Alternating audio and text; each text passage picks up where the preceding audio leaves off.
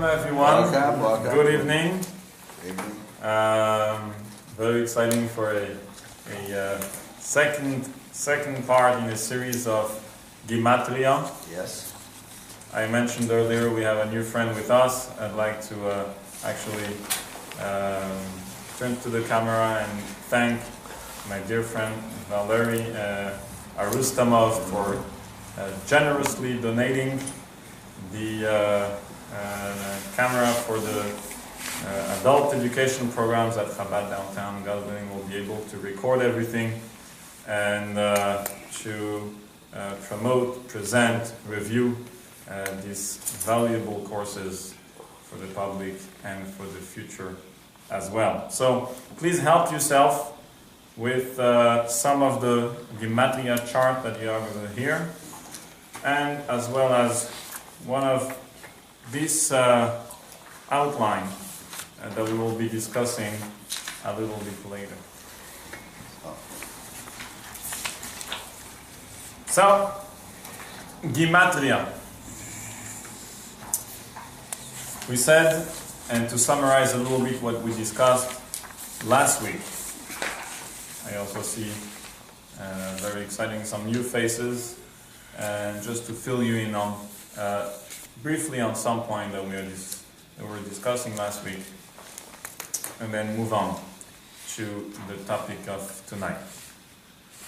Gematria, originally the actual word comes from Greek geomatria, for geometry, calculating shape and sizes. So too, Gematria is about calculating the letters of the Hebrew alphabet. We even discussed another meaning by the Bet Yosef of the word Gematria, coming from the words Gai Mituria, valley coming out of a mountain, which represent the wealth of information, being the valley coming out from the mountain, which are the letters of the Hebrew alphabet. What is Gematria? And I'll go straight to the point, the kabbalistic approach, because that's the true and depth of what Gematria is, what Gematria stands for. Letters in Hebrew are not just symbols. Words in Hebrew are not borrowed names to call certain things, certain items with certain words. They're specific, they're precise, they're a source of godly energy that actually originally created and recreate and sustain that particular thing with those letters, with the words of each and every creation. For instance, light in Hebrew is O. The letters Aleph, Vav, Resh for O created and recreate today light. Light in English, L-I-G-H-T, are just a combination of letters that people came up with and called what is known as light, light. It could have been that you would call the light floor, and the floor light. Nothing would happen. The light will remain light, and the floor will remain a floor. You call the floor light, and you call the light floor, doesn't make any difference. We have decided that this word should be the word for that particular thing, and this word should be the word for another thing. In Hebrew, it doesn't work that way. The name of everything and the letters of every word are the source of godly energy that Hashem originally created that particular things with those letters. We said Bereshit bara Elokim et hashamayim ve'et haaretz. What is the word et stand for? Seems to be Aleph. extra. Aleph is the beginning, and Tav is the end. Of Aleph Tav, the beginning and end of The creation. the Hebrew alphabet. So what does it mean? Is Bereshit bara Elokim et. First Hashem created et, the Hebrew alphabet. He formed the shape of godly energies via the letters Aleph, Bet, Gimel, etc. until Tav. And then once he created that system known as the Hebrew alphabet, then with the Hebrew alphabet, he created Shamayim and he created Aretz. He created everything in this world. This is the big deal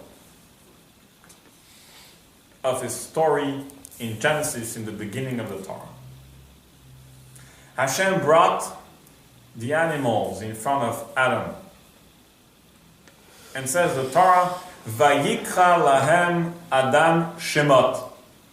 And Adam gave them names. So came the cow, and Adam says, your name will be Para. Came an ox, and Adam said, your name will be Shor. And on and on. And you wonder, what is the significance of this story? And what is the big deal? What is the big chachma? What is the big wisdom that Adam gave names? We're all giving names. Only Adam can give names? We're all giving names. Sticks and stones. The answer is because Adam didn't just give name, because he was in the mood. That Para should be the name for the cow. And Shor should be the name for the ox. The big deal is Adam was able to determine what is the spark, what is the godly energy within the cow, knowing that it must be Peresh He. He saw, when he saw a cow, he saw Peresh He. He saw the word Para. So when he gave the name, it wasn't just a name that sounds nice for the cow. He just revealed what are the letters, source of energy that created the cow. So he sees the cow and he looks at it and says, oh, I can see the godly energy combined between Pe, Resh, He. This is Para. And then he sees an ox, he says, I can see Shin, Vav, Resh. I can see the spark, the combination of forces here that created this thing, which is Shor, and so on for every single animal, so on for every single creation. That was the wisdom of Adam. This is why I said, by the way, in an earlier class, only a prophet can give a name, and I mean the Jewish name, to a child that is born. Only a prophet. Because the prophet will know what is the combination of letters that gives life to that particular soul, to that particular person. So here's a newborn. You're about to give a name. What is the name? Only a prophet can tell, looking at it. This little thing must be Mem Shin He Moshe. Or this little thing must be Mem Resh Yud Mem Miriam. Because a prophet is able to determine and to know what is the source of godly energy for every single human being. So if you'll ask me, so who is the prophet that ever named anyone? The answer is the parents.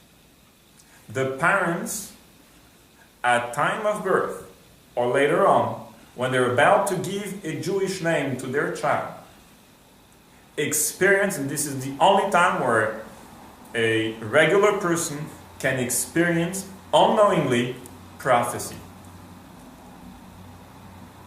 Prophecy. We may think that we chose the name because we like it, because it is our grandfather or grandmother. The truth is, if we happen to decide and eventually give the name, it is because it was determined that this little Moshe Mem Shin He is the combination of letters for this soul. So letters aren't just, in Hebrew, aren't just, words. They are actually godly forces that created and recreate, sustains, up until today, every single thing.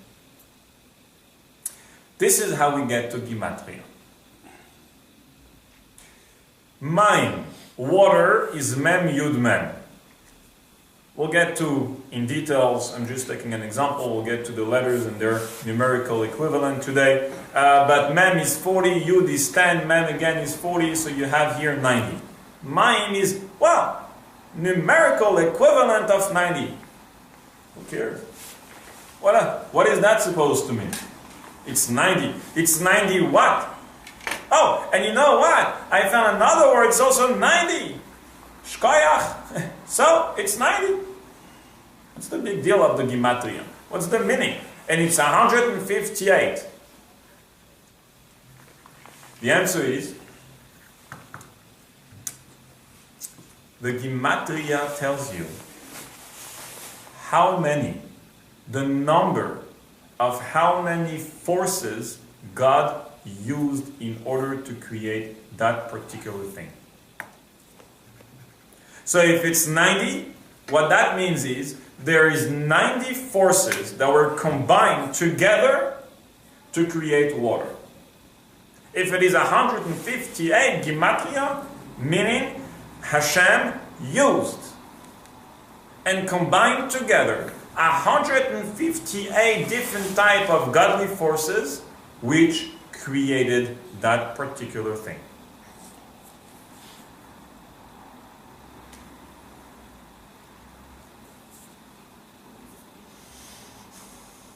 This leads us to a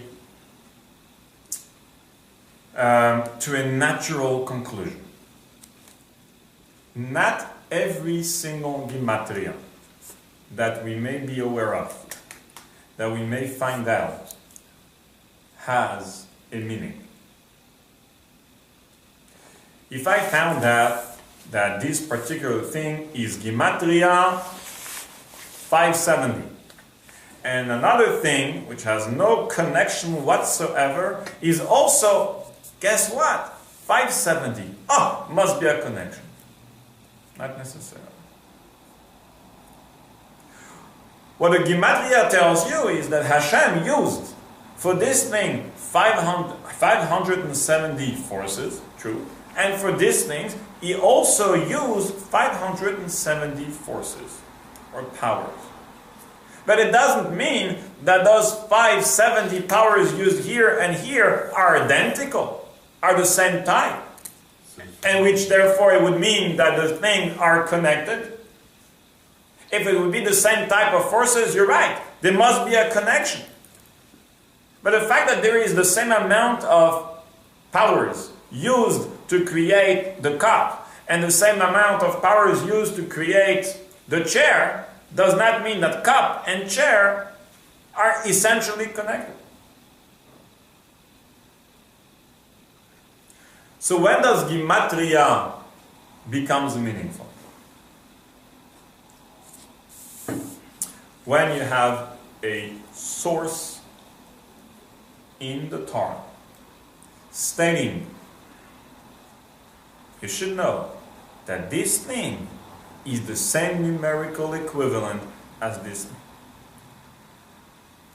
When that happens, when the Torah tells us, any sources in the Torah should be in the Talmud, in the Kabbalah, in the Chumash, anywhere in the Torah where you hear, guess what? This is numerical equivalent, Gematria as this thing. What that means is that Hashem not only used the same amount of powers to create those two things, but he used the very same type of power.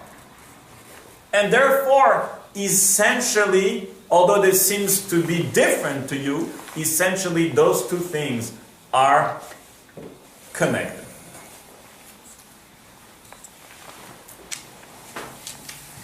So a meaningful Gematria, to summarize, would mean a Torah source that tells us those two things have the same numerical equivalent in Hebrew.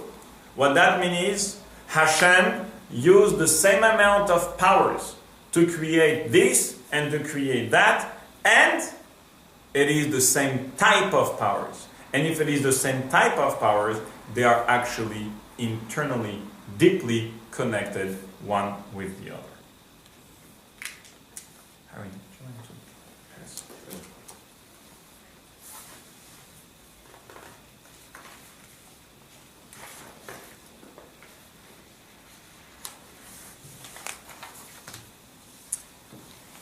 I'm just giving you some ideas, some concept, and soon we will be studying inside and giving you some examples, some conceptual example of how Gematria applies, and where do we see that when two seemingly different things have the same numerical equivalent, meaning they are essentially connected by the same amount of powers used to create them, and by the very same type of powers which makes those two things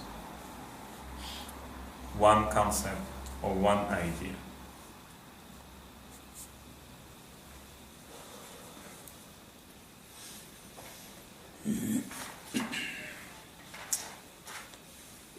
So let's take a look at the Gematria chart that you have over here.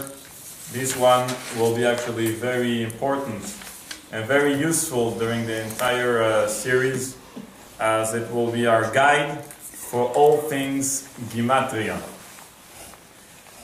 We're just going to go through them for now, just on a basic level. Each and every letter, their name, and their numerical equivalent. First letter, you have the English name, the Hebrew name written in English, so you can actually see the name. First letter is known to all of us, Aleph, numerical equivalent on the top right corner, 1. Bet, and so to the next one, Vet, is numerical equivalent 2.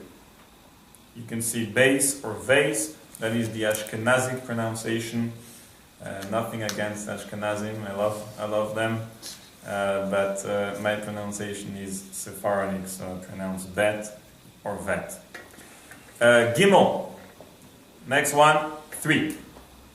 Dalet, 4. Hey, 5. Vav, 6. Zain, 7. Chet, 8. Tet, 9. And Yud, 10. So if you want to make 11, how would you write 11? Yud. Good. Or? Yud. Very good. So the next one won't be 11, the next one will be a whole different number. Kaf, 20. Or Chaf and final Chaf are part of the same family, it's also 20. Lamed, 30. Mem or final Mem, 40. Nun or final Nun, 50. Samech, 60. Ain, 70. Pei, Fei, and final Fei, 80. Tzadik or final Tzadik, 90. Kuf, 100. Reish, 200. Shin or Sin, not sure why, but it's missing the little dot here. Perhaps in the print, I'll double check it later on. But Shin and Sin, Shin, there is a dot on the top right of the letter. Sin, there is a dot on the top left of the letter. So Shin and Sin, 300. Tav or Ashkenazic pronunciation, Sav, it would be 400. This is the end of the 22 letters of the Hebrew alphabet.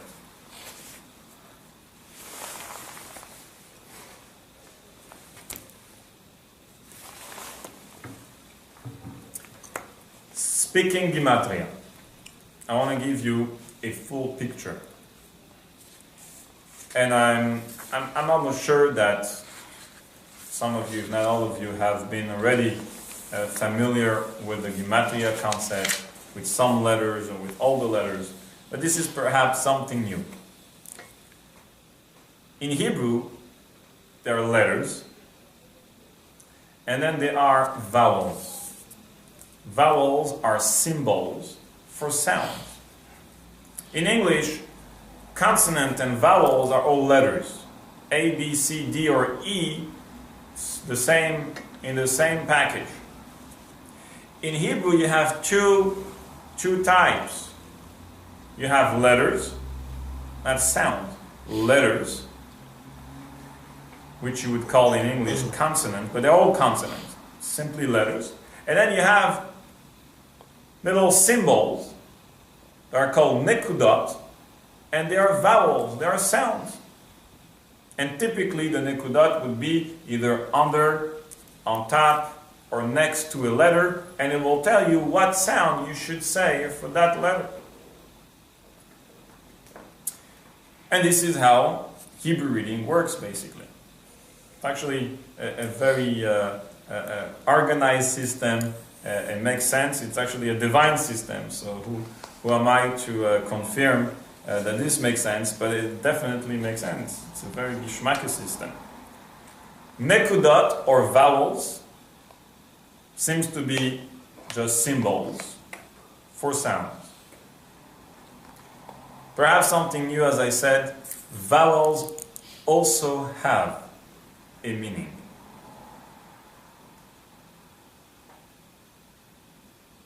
Just like the letters. You remember last week we talked, in Hebrew a letter is so rich. It is a word. First of all, it is a word. Aleph is a word. Aleph means master. It means 1,000. It means teaching. Could you imagine? Just an Aleph means 3 things already. Beit is a word. It means house, home, and so on. Not only that, we said letters have a second aspect, which is the Gematria, the numerical equivalent. Third, we said the shape of each letter means something. So too is with the vowels. First of all, the vowels have a name. They aren't just like O, A, I, E. They have a name. And the name means something. The first one you could see, kamat. Second one, patach. Seire, and on. We'll read them soon. The name is not just a word. It's that meaningful that it's brought down. Each and every name of the vowels are the acronyms for names of angels. And you'll ask me, what's so meaningful about vowels? Just a sound. It's brought down that letters are the body and vowels are the soul. They actually reach higher than the letter. So when you have a word in Hebrew, the letters of the word describes the body, whether it's a physical body or a spiritual body of that particular thing. The vowels, the fact that they have this set of vowels and not another set, is also precise. It isn't because it sounds good. When you pronounce it this way, maim, not muyan, because maim is maim. Well, that's a sound. The answer, maim, could have been muyan. Why is it maim? Because patach, chirik, is also a combination of forces. It is describing the soul of water. Or, it is or, not ar, not ur. Because that cholam, that vowel, is there to describe the soul of light. So too with everything. So vowels are actually very meaningful. And you'll be surprised, vowels also have a numerical equivalent. You can see it here. Kamatz, it's 16. Patach is 6, and on and on. I just would like to ask you if you would be able to explain that. How would we come up with Kamatz being 16 and Patach being 6? Why would that be 16 and at 25 or 36 or whatever? I mean, Seder is 20, Segol is 30. Oh, okay, good. Well analyzed. You say Patach, a Kamatz is a Patach plus a Chirik. Very good. If Chirik is 10 and Patach is 6, so a Kamatz would be 16. It makes sense. My question is, why in the first place Chirik is 10 and Patach is 6? Any thoughts? How do we come up with those numerical equivalents? Let me just give you a little hint. Based on the letters, you can determine what is the numerical equivalent for the vowels. And actually the Patach is a good one to start with because it looks like one of the 22 letters.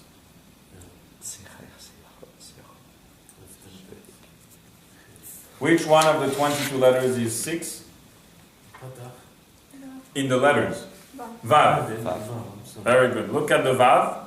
Actually here the Vav has a little, starts on top a little, but the truth is Vav could be, and in the original font, is a straight line. So here is the basis for the numerical equivalent of vowels. Each line represents a Vav, which would be 6. Each dot represents the Yud. The Yud is actually a dot. Here it's a fancy font, but the Yud could be simply a dot. So each Yud is a dot. Each dot in the vowels represents the Yud, which would be 10. Therefore the Kamatz is a combination of, well said, Patach Chirik, or Vav Yud. Vav is 6, Yud is 10. The Gematria of Kamatz is 16. Aleph, we have 2 Yuds and 1 Vav. Whoa. You're becoming kabbalistic here. Be careful, you're going to fly through the roof. Well said. We're getting there. Patach is 6.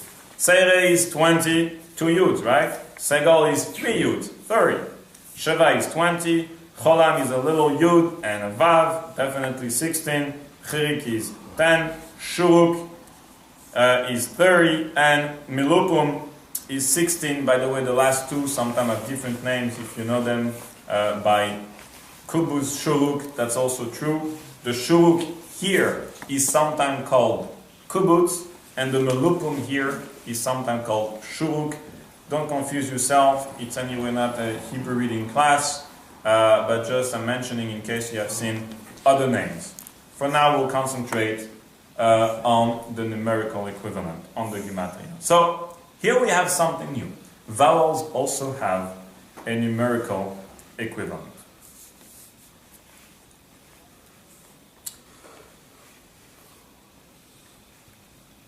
I mentioned earlier, and you may want, if you have a pen, or if you don't have, you may want to help yourself with one, we'll do some exercises, because I want you to be able to understand that on your own for yourself. I mentioned last week, there are several methods how to calculate a Gematria. This is where it becomes very interesting. Sometimes quite complex, but we'll make sure that this will be not complex anymore, and share with you 3 of several methods how to calculate Gematria. I'll first mention the 3 methods, and then we will go through examples to see how those methods apply, and the meaning, the valley that is coming out of the mountain, the information, the wealth of of inspiration that is coming out from those types of Gematria methods. The first method is basic, simple.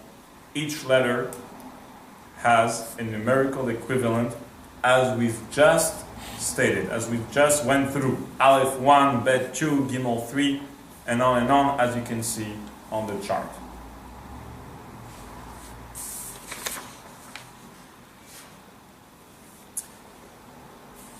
Based on that,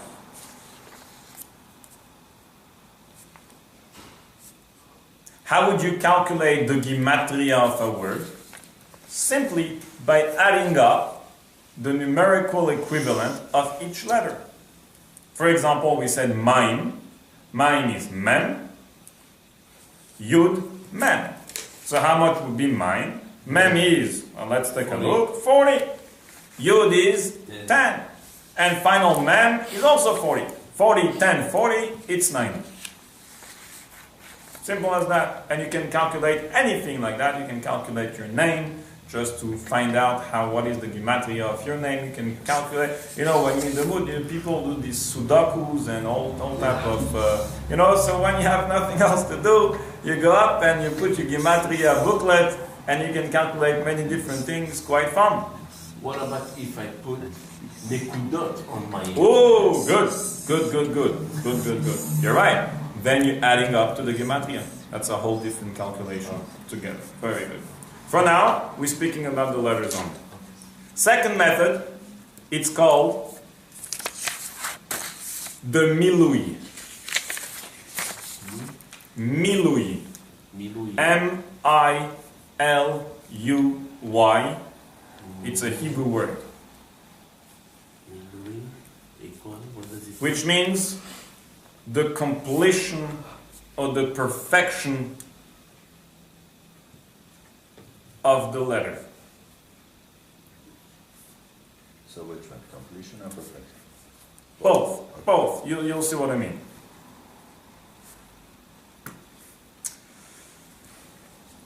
In this method, it will work differently. Perfection, completion.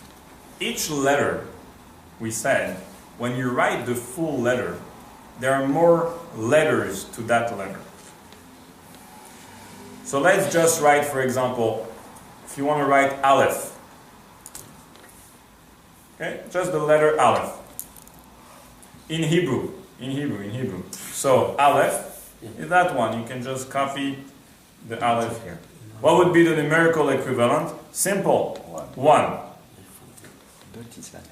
But how do you spell Aleph in Hebrew? So let's go to the next line. I'll tell you. It's Aleph, Lamed,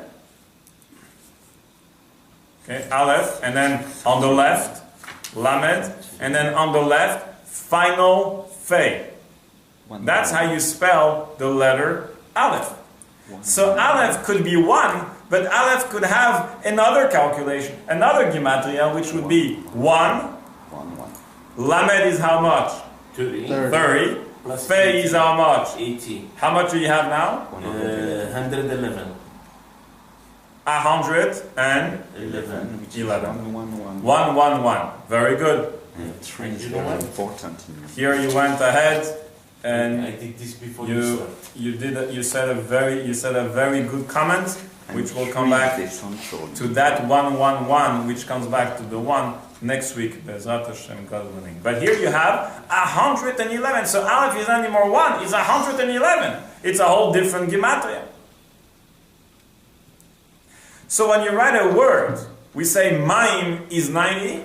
Well, depending on the method. If it is the basic method, it is 90. If it is the Milui method, then mem is spelled mem. So just the mem of mine is already 80. Yud is spelled Yud Vav Dalet, which is 10, 6, 4, another 20. 100. And then the final mem is also 40, 40, 80. So you have 80, 20, and 80. 180. Repeat this. Okay. Excuse me. Mem Mem. is mem. Mem, okay. 40, 40. It's 80 already. Yeah. Yud is 10, 6, 4. Yud, Vav, Dalet. That's how you spell the letter Yud. Yeah. So you have 20. Yeah. Plus the first 80, it's already 100. Then the final mem is also mem. So you have another 80. So here your word, mine now, is not worth simply 90 as the basic method. The Milui method, all of a sudden, the word mine is worth 180. Double. Well, I'm just giving an example now, out of the blue, but we will see one a great example, which you will see very often in Kabbalah, and it will help you, by the way, understand some of those words that you may have come across and didn't know what that means. I felt that this example will be not just useful for Gematria, but useful for kabbalistic studies that you may have encountered or you will in the future. Alright, so Milui method is a whole different method where you count not only the letter, but you count its spelling of the letter. So Aleph is not anymore 1, Aleph is 111. So if you have 2 Aleph in a word, you don't have just a numerical equivalent of 2, but you have 222. It's a whole different Gematria.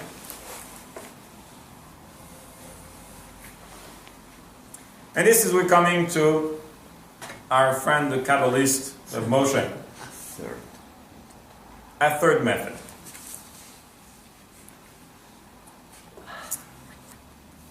Aleph again. Take a good look on the Aleph.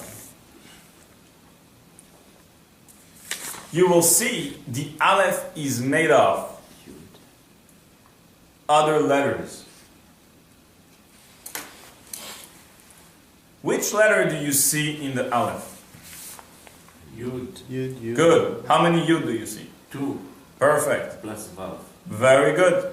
You see 2 Yuds, 1 Yud on top, 1 Yud on the bottom, and a Vav in between that connects the two. So here the Aleph, based on the shape of it, is how much? 26. 26. Very good. Yud is 10, Yud is 10, Vav is 6, 26. All of a sudden now the Aleph is 26. So basic method, Aleph was 1. Milui method, Aleph became 111. shape method, meaning shape, meaning analyzing 26. the shape and seeing how many letters are combined within the shape of that letter. Aleph is not anymore just an Aleph. Aleph is made of 2 Yuds and a Vav. You have a numerical equivalent of 26. How do you a call whole that shape method. Can it be made by the Aleph with a Yud and a final Fe? Aleph meaning a Yud and a final Fe. Well, the final Fe you could say there is a Yud. But the Aleph has a final Fe. I'm not sure. The Vav is like this, if you take it. Especially because here you're looking at this font, which is, Oh, it's related with the font more than... You have to see the original Ashuri font, which is the one in the Sefer Torah. There you see clearly it's 2 Yuds and a Vav in between. Thank you. Right. Go back one step to the Milui method for the letter Bet. The Fe. For the letter Bet. So Bet. you say that there are 2 pronunciations, right? Bet or Veit. Or vase. Vase, yeah, vase, yeah. Vase. So But the numerical equivalent will remain the same. that will Because be the same, so you won't go according to the... No, because whether you pronounce vet or whether you pronounce vase, it is made up of the same letters. Vet, Yud, Tav. So it would be 2, 10, 400, 412. By it, all of a sudden, will become 412. Whether you pronounce it... But vase is different. It's a summit. No, it's a Sav. See the last one? Sav. In the Okay? third So method, it would remain the same. but in the third method, yes, it has not the same value because you have the point, which is 10. Good, very good. This is already, you're right. This is already another method. Would For you the count? third one. Would you count the dot as a 10? Very good. In the And that's true. I only share 3 of them. There are dozens of calculation of gematria.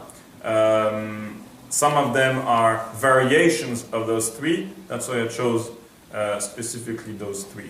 By the way, I'll share a quick story about the Aleph, which I mentioned a few times in the past. I found it very, very precious. And no matter how many times you say that story, you can repeat that again and again. Alter Rebbe, first Rebbe of Chabad, had a little boy, and when he was young, he needed a teacher to teach him how to read, to begin his formal Jewish education. So he hired a teacher. That teacher felt a little bit nervous. He's about to teach the son of the Rebbe. I mean, could you imagine the responsibility? So he says to the Rebbe, what, how, what should I teach him? So the Rebbe said like this: you should start to teach him Aleph Bet. And you start with the letter Aleph. And this is what you should teach him. What is an Aleph? What is an Aleph? By the way, a question like that in English doesn't make any sense. What is an A? What is an A? What do you mean, what is an A? In Hebrew, what is an Aleph? He said like this: an Aleph is 2 Yud and a Vav. A Yud above, a Yud below, and a Vav in between. What does that represent? The Yud above is God.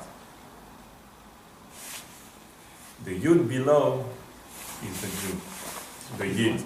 The Jew. The Yid. Yud. The Jew. And the Vav in between is the Torah. Torah study that connects God and the Jewish people. He says this is the Aleph, this is the foundation of Jewish education. You should start with that.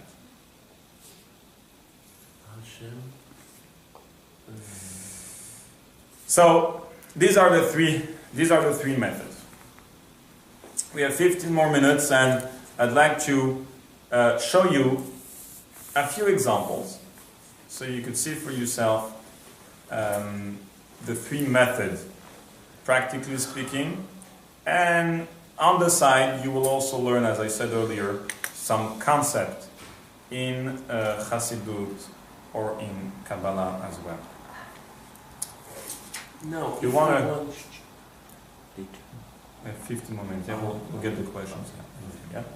Let's take this this outline, and let's start from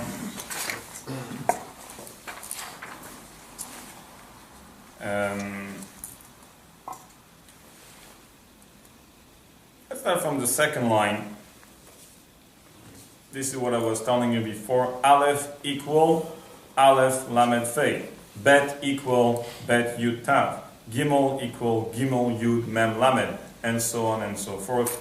This was just examples of the shape method, where each, sorry, not the shape method, the Milui method, where each letter actually is written and spelled with several other letters as well. The next line, Hey equal Dalet Yud, is another example to the shape method, where a Hey is made of 2 letters, Dalet and Yud. I know some of you may think it is Resh and Yud, but in the Torah, the way you write the original font, which is the font of the Ashuri, you will see there clearly that the Hey is made of a Dalet and a Yud. Next time you go up to the Torah, or we open the Torah, just take a good look, you will see the Hey being 2 letters, Dalet and Yud. Tav is a combination of Reish and Vav, and according to some other way of written the Tav, it would become then a Dalet and Vav. But the Tav has the same. You're right, that's what I'm saying. Good point. That's what I'm saying. There are different versions of how to write the Tav. According to one, it will be Dalet Vav. According to another one, it will be Resh Vav. Let's go now to the example. So, just so you understand what's happening, starting with the word Elokim, the 3 lines, Elokim, Amalek, Tzitzit, are an example to the first, those ones are example to the first method, to the basic method. This big one over here, with the name of God, are an example to the second method, the Milui method. And then that cute little line is an example, which actually I just mentioned, we'll go through again, is an example to the third shape method. The final 3 lines is just words of clothing, which I'll be sharing hopefully at the end of the lecture. So, Elokim, Aleph, Lamed. Here I have to tell you something. Hey, instead of a kuf, is the proper spelling. Do you see I say Elokim with a kuf? Because the name of God is Elo, and later on Him with a hey. Outside of a prayer, of a traditional prayer, we may not mention the name of God in vain. And therefore, we don't say Elo and later on Him the proper way, but we would say Elokim. So too, while writing it, it is customary not to write the name of God. It may be thrown out, it may fall on the floor, so we write it with a kuf.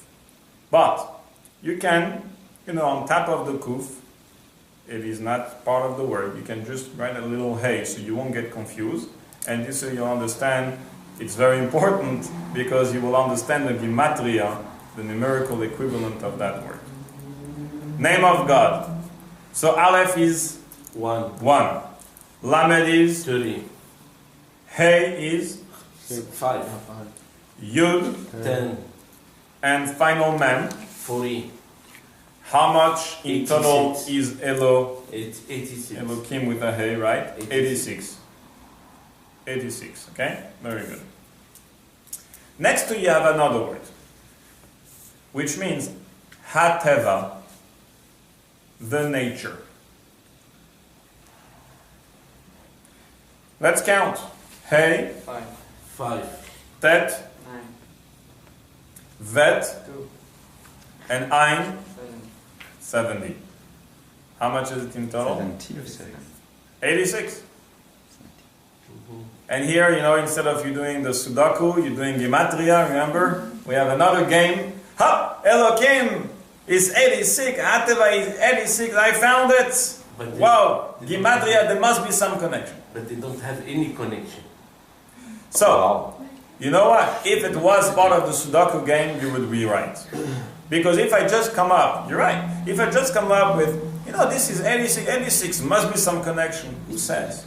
It's the same thing. But it is a gematria of a Torah Hasidut source, which clearly states, Respect the nature. ladies and gentlemen, so Elokim and Hateva is the same gematria. It's 86. Meaning that although God and that particular name of God and the nature don't seem to have a connection, except for the fact that God created nature, but why Elohim? Why that particular name? You would say, God created nature, fine. But is God or Elohim Hateva the nature? And if it is, why particularly that name? And the answer is yes. It isn't just Elohim created Hateva. Elohim created the nature. As we say, Bereshit bara Elohim et hashamayim, but we use again this name. Purposely, specifically, because Elohim is Hateva, is the nature. It isn't just He created nature, Elohim is nature. And you know how you know that? 86. Now, why Elohim is nature? The answer is nature, by nature, is a concealment of godliness. Nature was created in such a way that you can't see God. You wake up in the morning, you don't see God holding the sun and say, hey, good morning. It doesn't work that way. You wake up in the morning and the sun is there because He was there yesterday or there tomorrow, and believe me, you can expect in another 10 years He'll still be there. Nature, who says there is a God. It works. It's nature. You know, we say it's the nature. Yeah, it's wonderful, but it's nature. Nature, by nature, is a concealment of godliness. You can't see God in the wood. You have to learn Chassidut. You have to learn Torah. You have to find out that there is a God and to understand how God created everything. But if you go outside and you look, nature is nature. You don't see God unless you contemplate, obviously, unless you believe, and on and on. So, Hateva is a concealment of godliness. So too is Elohim. What is Elohim? Hashem. Not just Hashem. The judge. Remember, there are many names. The judge? The judge. Justice. Severity. It is the attribute of concealment. What is a judge doing? He's punishing. He's setting boundaries. What are boundaries? Boundaries, it says you go up until here, not more. This is a concealment. Just like nature says God was revealed up until here. From now on, not revealed. So Elohim is not just God. Elohim is the power within God to conceal Himself. Havaye, Yud Kevavke, which we'll talk about in a moment, is the infinite. Is God the way He is. You know, if Havaye would be revealed, you'd see God here. You'll say, hello, I'll see you later. I'll see you tomorrow. You'll be talking to God. But the problem is, Elohim came, and He says, hey, you Yud Kevavke, the infinite, you stay where you are now. We are going to conceal you, because we need to create a world. A finite world. So how does it work? The Psalm says, Ki shemesh umagen havaye Elohim. Just as the sun and his shield, so too is havaye and Elohim. Meaning, you have a sun and a shield, using as a metaphor. The sun is super powerful. If there was sun without any shield, I'm speaking of a physical shield that exists around the sun, it'll burn the world. Won't be able to receive the heat, the light, won't be able to enjoy it, to benefit. Quite on the contrary, it will destroy the world. So Hashem created the sun, source of light and heat and so on, but also a magen, a shield that protects, that conceals, that filters the amount of sun that this earth can receive. So too, says the Psalm, is Havaya and Elohim. Havaya is the origin, is God Himself, is the source for creation. But if Havaya would come down the way He is, without an Elohim, you won't have here a physical world. You will still continue to have a spiritual world, or even higher than a spiritual world. You won't have little things as we know them, table and a house and food, and there won't be these things. For these things to be created and to remain finite physical thing, you need an Elohim, a shield, a concealment. So Elohim and Hateva is the same thing. Because exactly what nature does, it is to conceal God. It is a world, a place where God is concealed. Another Gematria. I'll take question in 6 minutes. Amalek, 70. our friend, yeah? Amalek, we speak about him from time to time. We're supposed to remember him every day. Yeah, 70. Mem 40. Yeah. Lamed 30. Kuf 20. Total? So we have 100, 140, 160.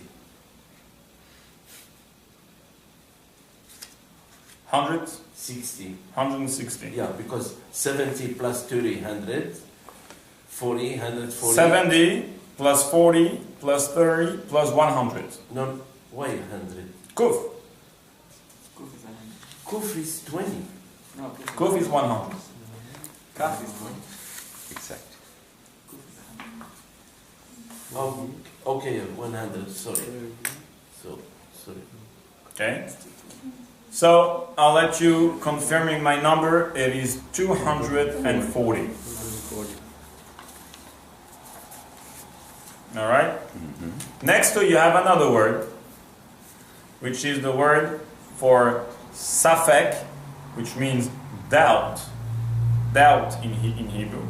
And safek, if you make the calculation, samer is 60, fe is 80. 80, and kuf is 100, 240. We found out Amalek and Safek, same Gematria. Not just we found out, but again, the Torah points it out. And says, you know, what is Amalek? Amalek was a wicked man who came to destroy the Jewish people in those days. But the Torah tells us, you shall remember what Amalek did to you. Every day. What is that supposed to mean? Is there Amalek here going to kill us and we're supposed to kill him, we'll shoot him, we'll get training and we'll shoot the Amalek? We live in Canada here. Possible. Well, you're right. We had many Amaleks in history, and we're speaking physical Amaleks that have tried and continuously tried to annihilate, exterminate the Jewish people.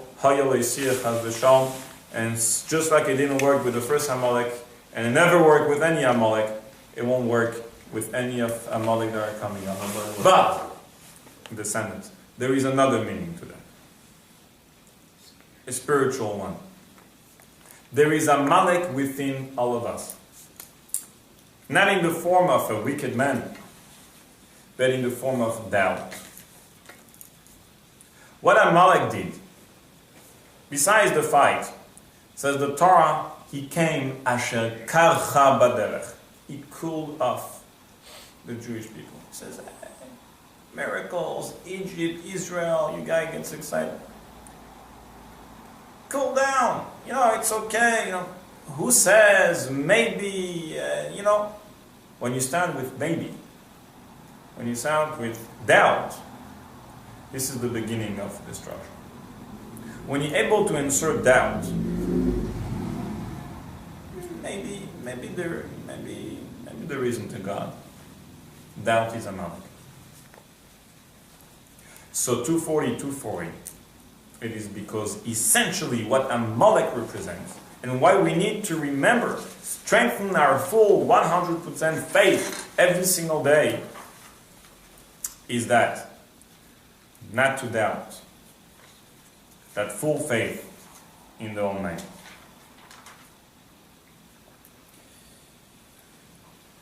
Time is running, and I will share one more thought. We have another class, God willing, next week, and we'll be able to complete.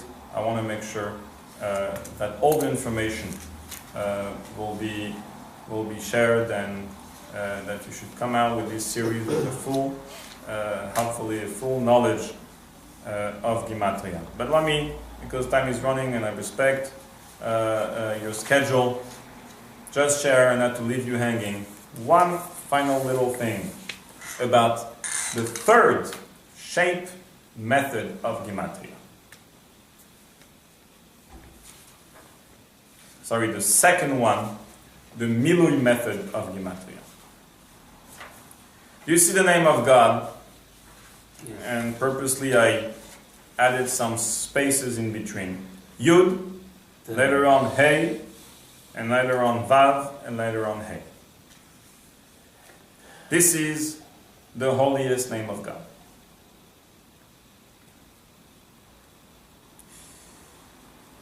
In some writings of Kabbalah, in the teachings of Chassidut, you will find from time to time the expression, the name Ma, the name 45. The name Ban, the name 52. The name Sag, the name 63. Speaking about God, the name 63. And then final one, the name Ab, Ein Bet, the name 72. And the male is coming from name 45, from Shemma. The female is coming from Shemban, name 52. Interesting. 52, 45. What is that supposed to mean? What does that represent? It refers to different ways of calculating the name of God, Yud K Vav K. The name of God, Yud K Vav K, if you just spell it simply, Yud K Vav K, it would be 26. Yud 10, Hey 5, Vav 6, Hey 5, it would be 26. However, if you count the milui of the name, meaning each letter, you count also the full spelling of the letter, then you would have another Gematria, you will have another equivalent. But how do you spell Yud, Hey, Vav, Hey? You could spell it many different ways. So if you spell it one way, in total, with the Milui, you will have 45. That's the first line.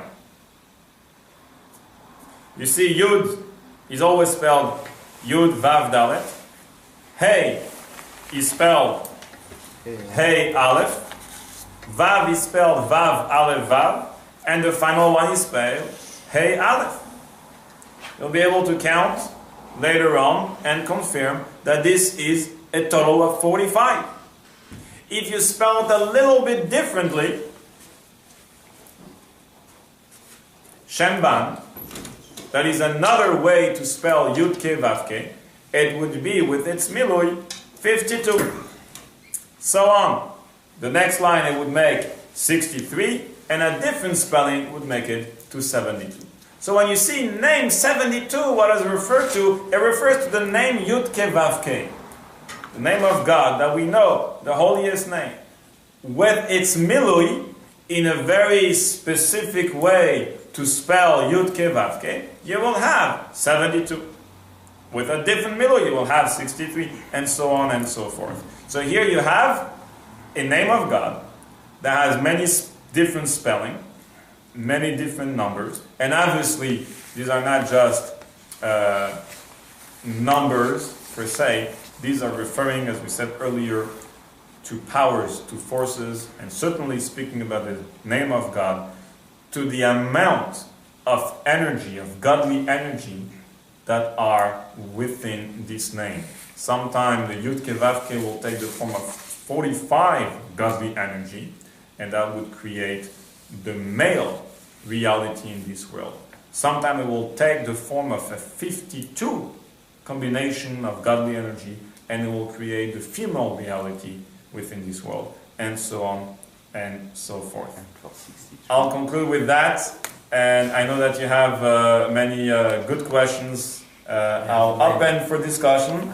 I'll stay here as much as you need, but I want to say that God willing, next week, we'll same time, same place, we'll be able to continue and conclude this series.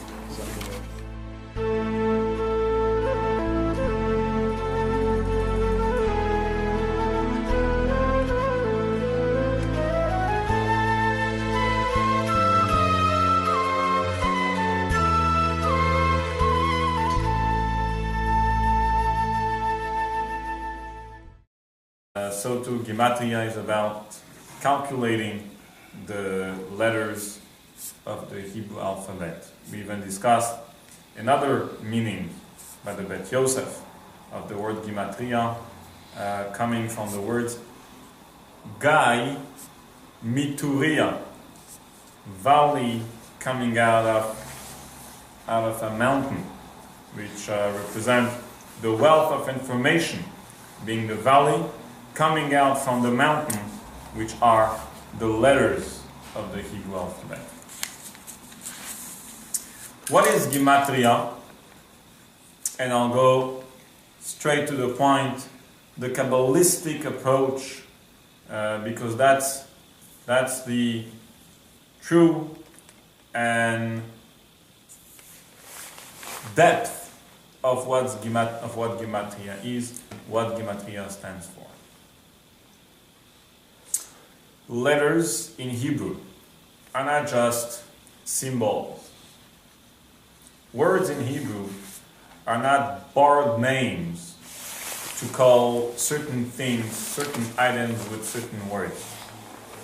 The specific, the precise, they're a source of godly energy that actually originally created and recreate and sustain that particular thing with those letters, with the words of each and every creation. For instance, light in Hebrew is O. The letters Aleph, Vav, Resh for O created and recreate today light. Light in English, L-I-G-H-T, are just a combination of letters that people came up with and called what is known the animals in front of Adam. And says the Torah, Vayikra lahem Adam Shemot. And Adam gave them names. So came the cow, and Adam says, your name will be Para. Came an ox, and Adam said, your name will be Shor. And on and on. And you wonder, what is the significance of this story? And what is the big deal? What is the big chachma? What is the big wisdom that Adam gave names? We're all giving names. Only Adam can give names? We're all giving names. Sticks and stones. The answer is because Adam didn't just give name, because he was in the mood. That Para should be the name for the cow. And Shor should be the name for the ox. The big deal is Adam was able to determine what is the spark, what is the godly energy within the cow, knowing that it must be Peresh He. He saw, when he saw a cow, he saw Peresh He. He saw the word Para. So when he gave the name, it wasn't just a name that sounds nice for the cow. He just revealed what are the letters, source of energy that created the cow. So he sees the cow and he looks at it and says, oh, I can see the godly energy combined between Pe, Resh, He. This is Para. And then he sees an ox, he says, I can see Shin, Vav, Resh. I can see the spark, the combination of forces here that created this thing, which is Shor, and so on for every single animal, so on for every single creation. That was the wisdom.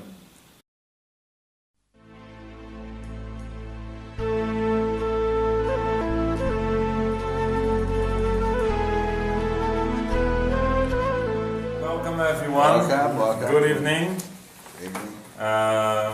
Very exciting for a second part in a series of Gematria. Yes.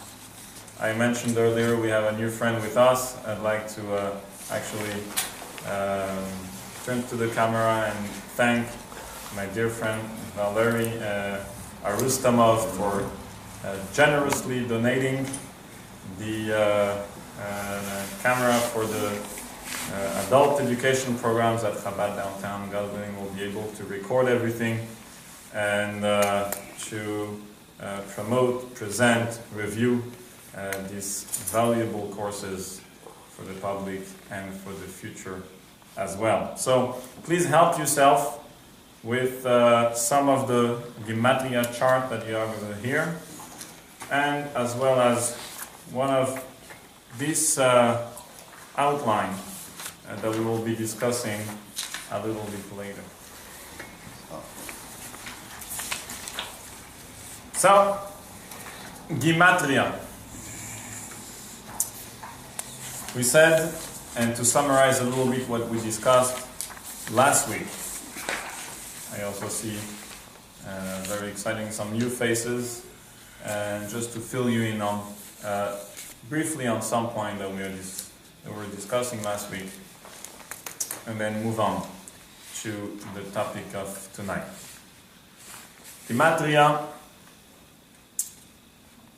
Originally, the actual word comes from Greek geomatria, for geometry, calculating shape and sizes of atom. This is why I said, by the way, in an earlier class, only a prophet can give a name, and I mean the Jewish name, to a child that is born. Only a prophet. Because the prophet will know what is the combination of letters that gives life to that particular soul, to that particular person. So here's a newborn. You're about to give a name. What is the name? Only a prophet can tell, looking at it. This little thing must be Mem Shin He Moshe. Or this little thing must be Mem Resh Yud Mem Miriam. Because a prophet is able to determine and to know what is the source of godly energy for every single human being. So if you'll ask me, so who is the prophet that ever named anyone? The answer is the parents. The parents, at time of birth, or later on, when they're about to give a Jewish name to their child, experience, and this is the only time where a regular person can experience unknowingly prophecy. Prophecy. We may think that we chose the name because we like it, because it is our grandfather or grandmother. The truth is, if we happen to decide and eventually give the name, it is because it was determined that this little Moshe Mem Shin He is the combination of letters for this soul. So let us light. It could have been that you would call the light floor, and the floor light. Nothing would happen. The light will remain light, and the floor will remain a floor. You call the floor light, and you call the light floor, doesn't make any difference. We have decided that this word should be the word for that particular thing, and this word should be the word for another thing. In Hebrew, it doesn't work that way. The name of everything and the letters of every word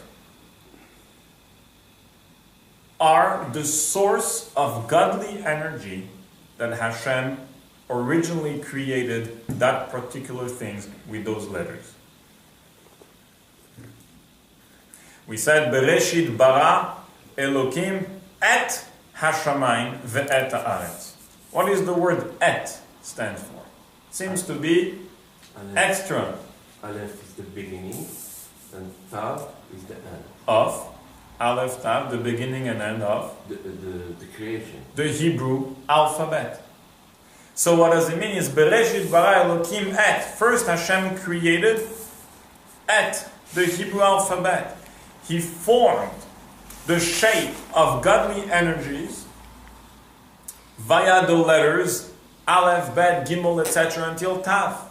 And then once he created that system known as the Hebrew alphabet, then with the Hebrew alphabet, he created Shamayim and he created Aretz. He created everything in this world. This is the big deal of a story in Genesis in the beginning of the Torah. Hashem brought